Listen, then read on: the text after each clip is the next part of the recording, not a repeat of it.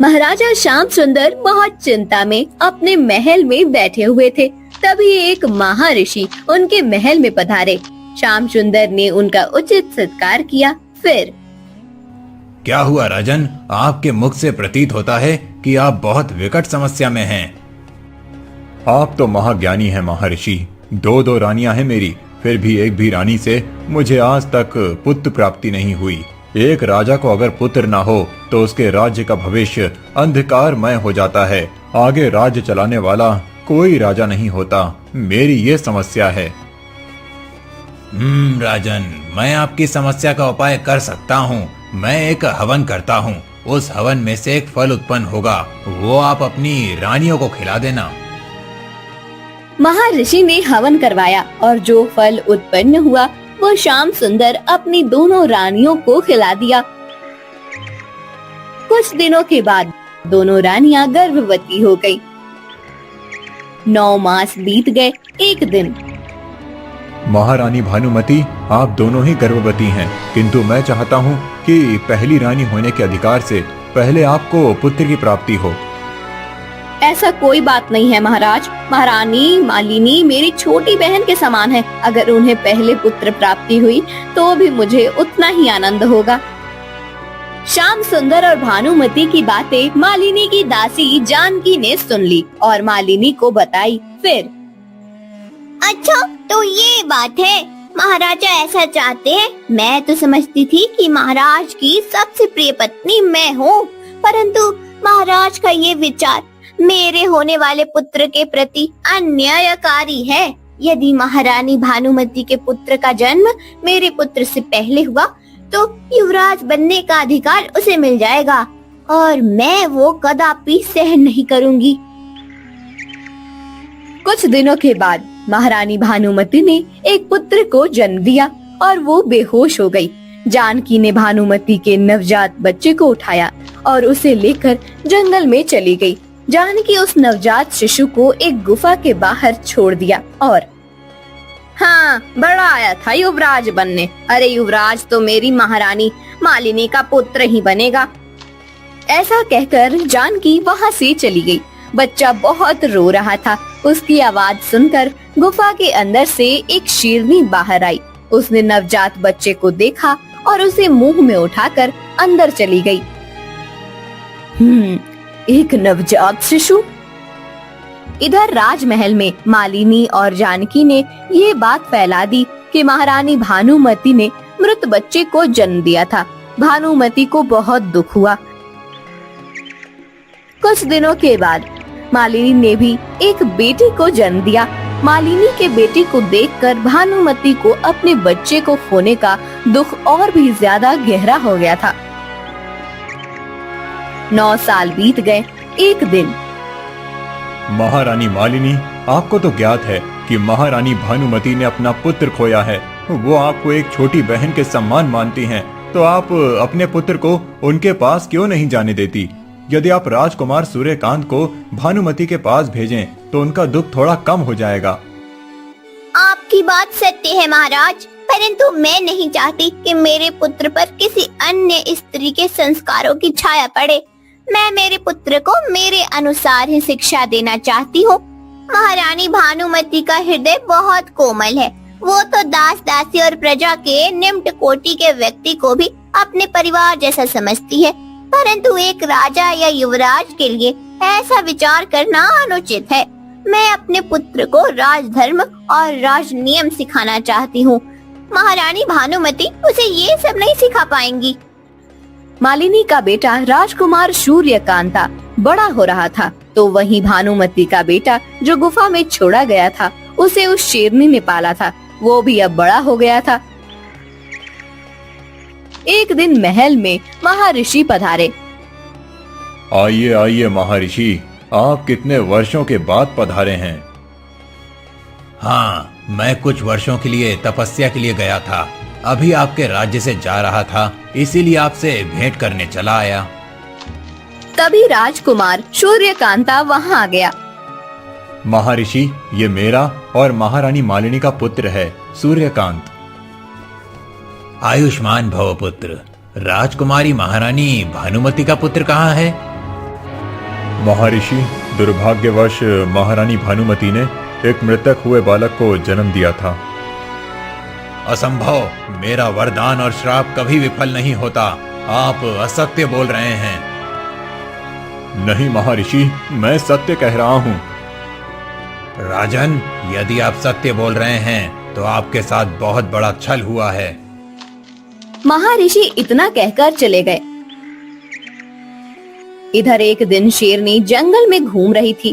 तब एक शिकारी ने उस पर जाल बिछाकर शेरनी को पकड़ लिया। शेरनी चिल्लाने लगी, छोड़ो छोड़ो मुझे, बचाओ, कोई है, मुझे इस शिकारी से बचाओ।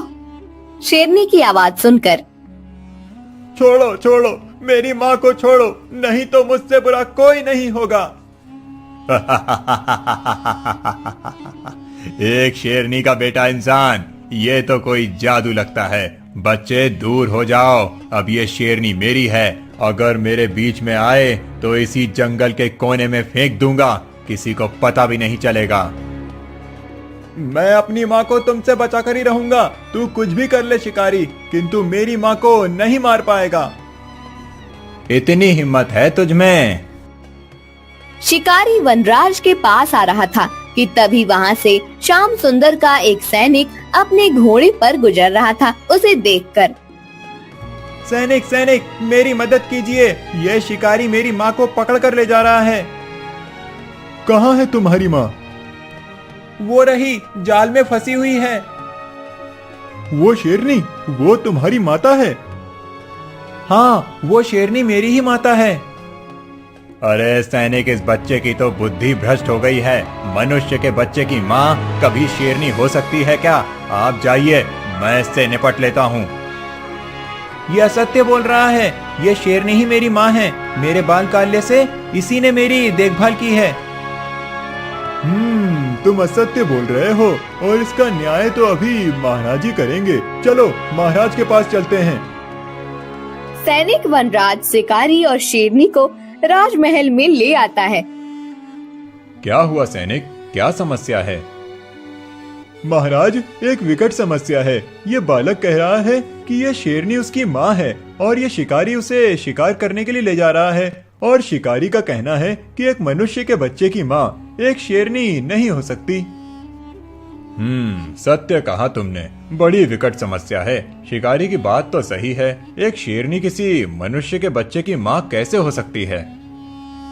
महाराज, मैं असत्य नहीं बोल रहा। मेरे जीवन में मैंने शेरनी को ही अपनी माँ माना है। इसने मेरी माँ बनकर मेरी देखभाल की है।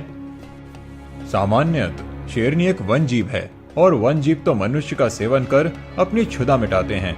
तो ये कैसे संभव है कि शेरनी ने इस बालक को न सिर्फ जीवन दान दिया किंतु उसके रक्षण का उत्तरदायित्व भी निभाया? और प्रश्न तो ये है, ये बालक उस शेरनी की गुफा तक पहुंचा कैसे? श्याम सुंदर तर्क वितर्क कर रहा था कि तभी शेरनी ने कहा, महाराज, ये सत्य है, वनराज मेरा ही पुत्र है। बोलने वाली शेरनी, ये कैसा चमत्कार है? चमत्कार नहीं है महाराज, मैं वास्तव में एक अप्सरा हूँ। कुछ सालों पहले एक ऋषि तपस्या करने बैठे हुए थे। मैं अपने कुछ सखियों के साथ नदी में विहार करके उद्यान में घूम रही थी। मैं और मेरी सखियां बहुत बड़ी आवाज में बातें करते हुए जा रही थी। ऋषिवर 2 बार समझाया कि थोड़े कम ध्वनि में बात करे, परंतु मैं अपने सुंदरता के अभिमान में इतनी चूर हो गई थी कि मैंने ऋषिवर को ही अनुचित उत्तर दिया। इससे क्रोधित होकर ऋषिवर ने मुझे श्राप दिया कि मैं एक शेरनी बन जाऊंगी और कोई भी मेरे पास नहीं आएगा। जब मैंने उनसे क्षमा मांगी तब उन्होंने कहा कि जब तुम पूर्ण प्रेम से ओतप्रोत होकर किसी मनुष्य को अपना मानोगी, इसके कुछ सालों के पश्चात के बाद तुम श्राप से मुक्त हो जाओगी। मैं अब इसी प्रतीक्षा में हूँ कि कब मेरी उस श्राप से मुक्ति हो। ये सत्य कह रही है राजन, मैंने इसे श्राप दिया था कि ये एक शेरनी बन जाए। आज इसने इस मनुष्य के पुत्र का प्रेम भाव से पालन किया है, इसीलिए इसे आज ही मैं श्राप मुक्त करता हूँ। महर्षि अप्सरा को श्राप मुक्त किया। अप्सरा अपने वास्तव रूप में आ गई। वो सच में बहुत ज्यादा सुंदर थी। फिर ये तो बताओ देवी कि ये बालक तुम्हें मिला कहाँ? महाराज, कुछ वर्षों पूर्व एक स्त्री इस बालक को मेरे गुफा के बाहर छोड़ गई थी। मेरे अनुमान से इस घटना को अब 9 वर्ष पूर्ण हो गए होंगे। क्या 9 वर्ष? आपने उस पुत्री को देखा था या उसकी आवाज सुनी थी? उसके विषय में आप कुछ बता सकती हैं? नहीं महाराज, मैंने उसे देखा नहीं, परंतु उस बालक को छोड़कर जाते समय उसने कहा था कि बड़ा आया युवराज बनने। युवराज तो मेरी महारानी मालिनी का पुत्र ही बनेगा। महाराज, मेरा शरीर शेरनी का था, परंतु मेरा हृदय और आत्मा तो अप्सरा की ही थी। मैं चाहकर भी इस बालक के लिए भोजन नहीं बना सकती थी। मैंने इस बालक का पालन करने का निर्णय लिया और इसका नाम वनराज रखा। क्या इतना बड़ा छल? महारानी मालिनी की दासी, महारानी मालिनी, ये देवी जो कह रही हैं, क्या वो सत्य है? महाराज श्याम सुंदर का क्रोध देखकर महारानी मालिनी डर गई। महाराज, आप क्रोधित ना हो। मैं चाहती थी कि मेरा पुत्र इस भव्य राज्य का युवराज बने। मुझे पता चला था कि आपने महारानी भानुमति के पास ये इच्छा व्यक्त की थी कि उनका पुत्र प्रथम इस भूमि पर जन्म ले। यदि महारानी भानुमति का पुत्र प्रथम जन्म लेता तो आयु में वो मेरे पुत्र से बड़ा हो जाता और युवराज बनने का अधिकार भी उसे ही प्राप्त हो जाता। इसलिए मैंने मेरी दासी जानकी से कहकर महारानी भानुमति के पुत्र को राजमहल से बाहर कर दिया और सबको ये बताया कि महारानी भानुमति ने मरे हुए बच्चे को जन्म दिया है। महर्षि, आपने सत्य कहा था, मेरे साथ छल हुआ है, किंतु छल करने वाला व्यक्ति मेरी अपनी प्रिय पत्नी होगी। ये विचार मैंने सपने में भी नहीं सोचा था। वनराज, तुम एक शेरनी के पुत्र नहीं अपितु एक राजा के पुत्र हो, एक राजकुमार हो। देवी, आपका कोटि कोटि आभार। यदि आपने मेरे पुत्र का पालन नहीं किया होता तो आज इस बिछड़े हुए राजकुमार को हम कभी नहीं मिल पाते। महाराज, इस शिकारी का भी धन्यवाद करना चाहिए। आज यदि इसने इस शेरनी पर जाल ना फेंका होता तो हमारा पुत्र हमारी दृष्टि के सामने नहीं आता। आप सत्य कह रही हैं महारानी भानुमति। हम तो इस शिकारी को वन्य जीवों के शिकार करने के लिए दंड देने वाले थे, किंतु आज इसी के कारण हमारा पुत्र हमें मिल गया है। इस शिकारी को सोने की मोहर दी जाए। शिकारी, तुम इन सोने की मोहरों से अपना कुछ अन्य कार्य आरंभ करो और शिकार करना छोड़ दो। दासी जानकी को अपने दुष्कृत के लिए दंड स्वरूप इस राज्य से निष्कासित कर दिया जाए। महारानी मालिनी, वास्तव में आप भी उतनी ही दोषी हैं जितनी दासी जानकी, किंतु आप मेरे पुत्र की माँ हैं, इसी कारण मैं आपको राज्य से निष्कासित नहीं कर सकता। आज से आप अपने महल के बाहर नहीं आएंगी और किसी भी राज्य कार्य में सम्मिलित नहीं होंगी। यही आपका दंड है। नहीं महाराज, मुझे इतना बड़ा दंड मत दीजिए। मैं मानती हूँ कि मैंने इतना बड़ा अपराध किया है, परंतु मुझे ऐसे अपने ही महल में बंदी मत बनाइए। महारानी मालिनी, आपने जो अपराध किया है उसके लिए मैंने आपको जो दंड दिया है वो पर्याप्त नहीं है।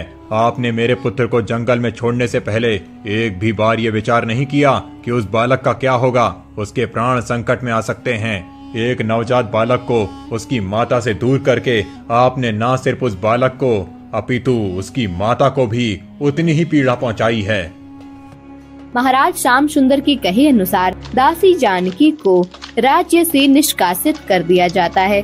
महारानी मालिनी को अपने महल में भेज दिया जाता है। अप्सरा अपने स्वर्ग लोक चली जाती है और राजकुमार वनराज का सम्मान युवराज अभिषेक कर उसे युवराज घोषित किया जाता है।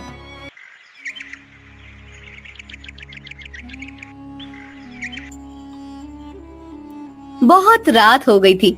तभी छोटे गोपाल को उसके चाचा शिवा अपने घर ले आए। गोपाल को देखकर उसकी चाची, ये क्या, आप इसे यहाँ क्यों ले आए और इतने बड़े पेटी में क्या लेकर आए हैं?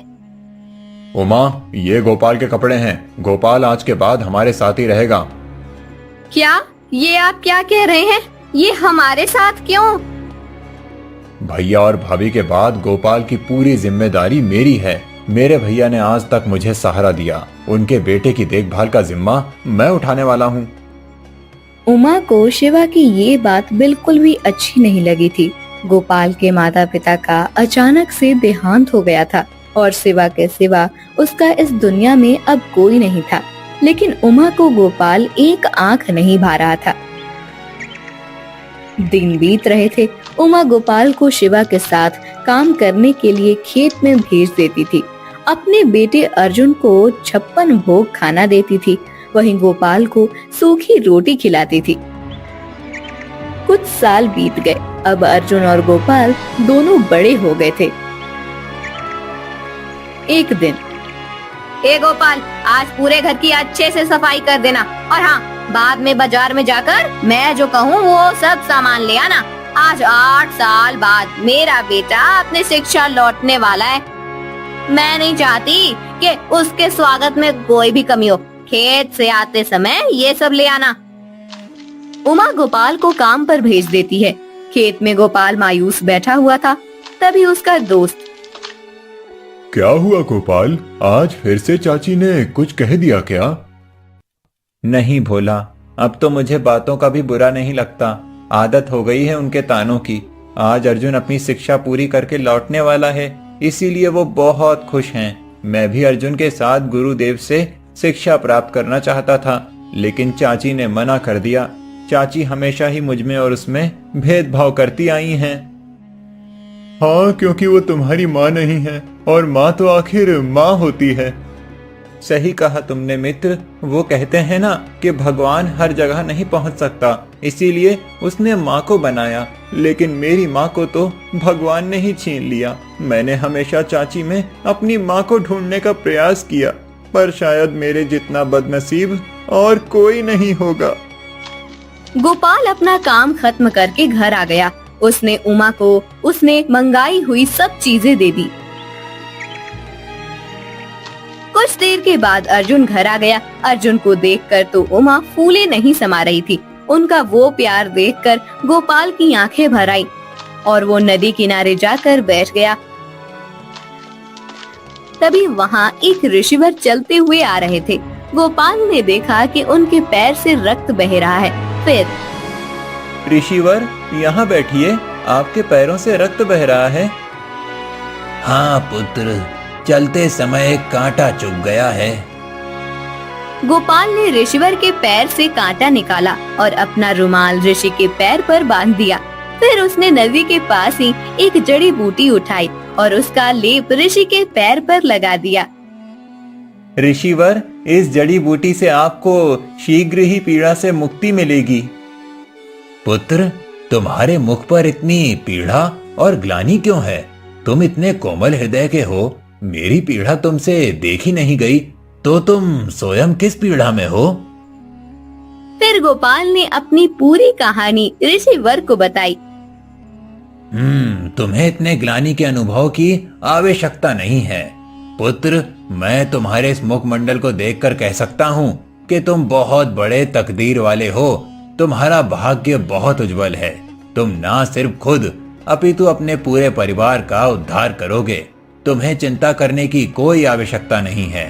शीघ्र ही ऐसा समय आएगा जब सबको तुम्हारा महत्व समझ आएगा। ऋषिवर की बात सुनकर गोपाल को अच्छा लगा। वो घर आ गया। कुछ दिन बीत गए।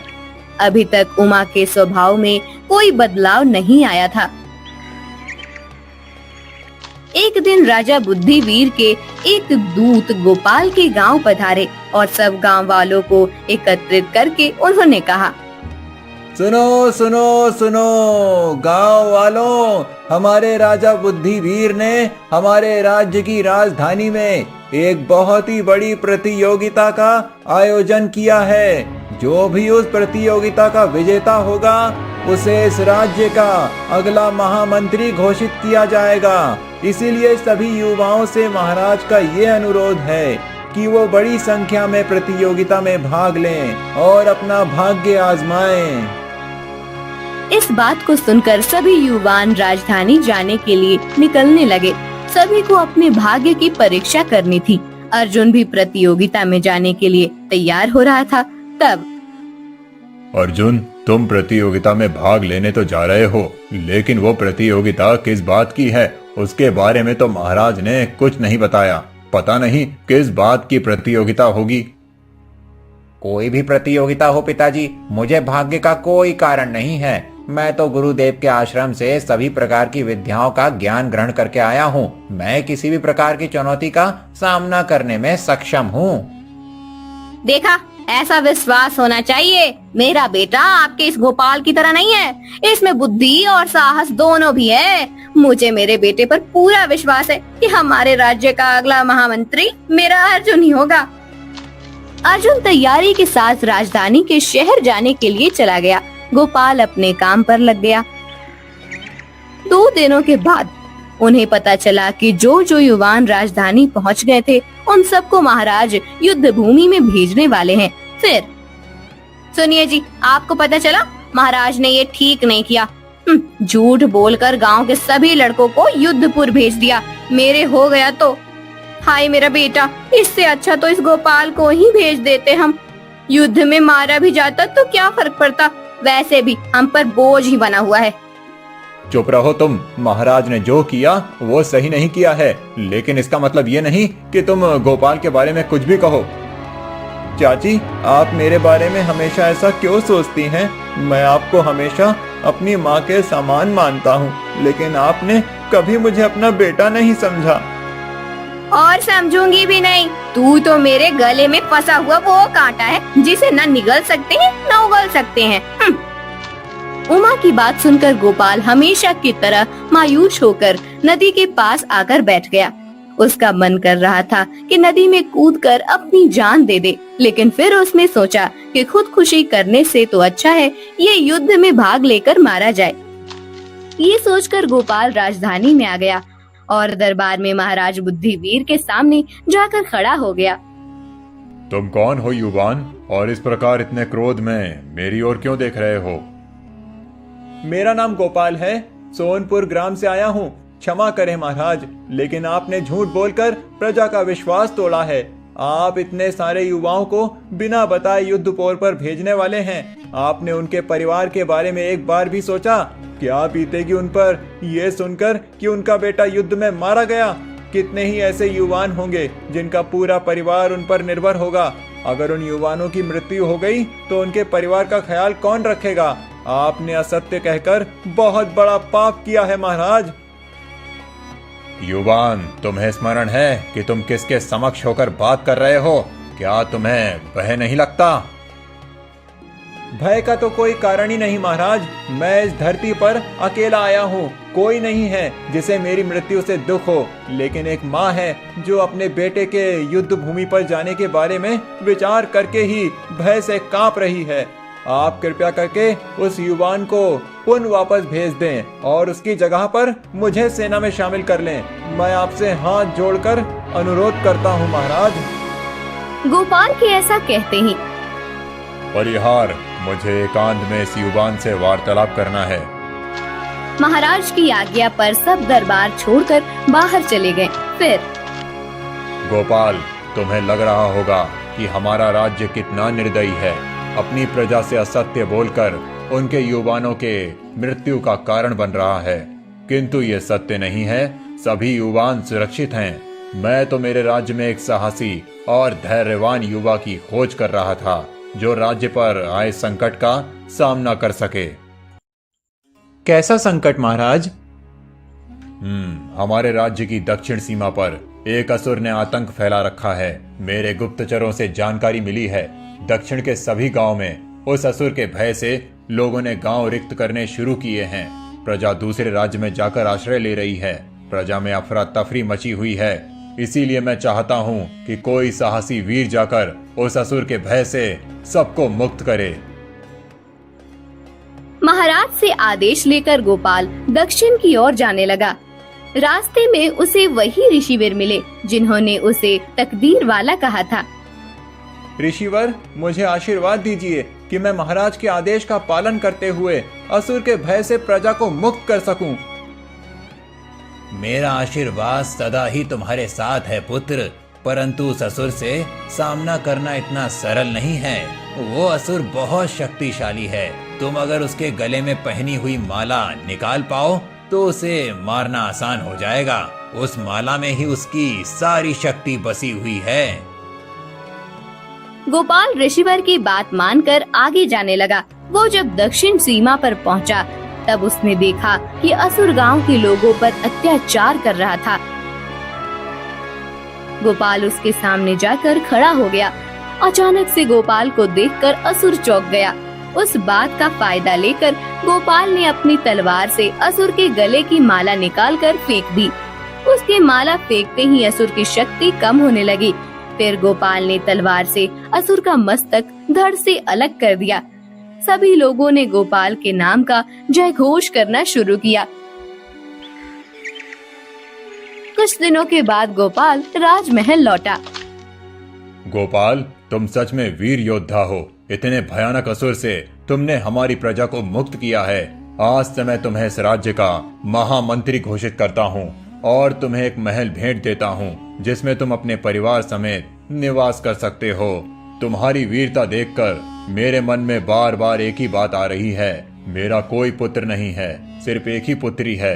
मेरे बाद इस राज्य का कोई तो राजा होना चाहिए, लेकिन कुछ राज नियमों के कारण मैं तुम्हें राजा नहीं घोषित कर सकता।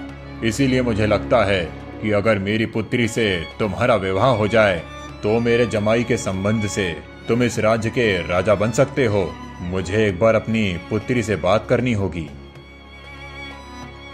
महाराज, मैं बचपन से ही खुद को बदनसीब समझता था, लेकिन कुछ समय पहले मुझे एक ऋषिवर ने बताया था कि मैं सबसे बड़ा तकदीर वाला हूँ और शीघ्र ही मेरा अच्छा समय आने वाला है। आज आपके सम्मान से ये सिद्ध हो गया कि ऋषिवर की बात सत्य थी।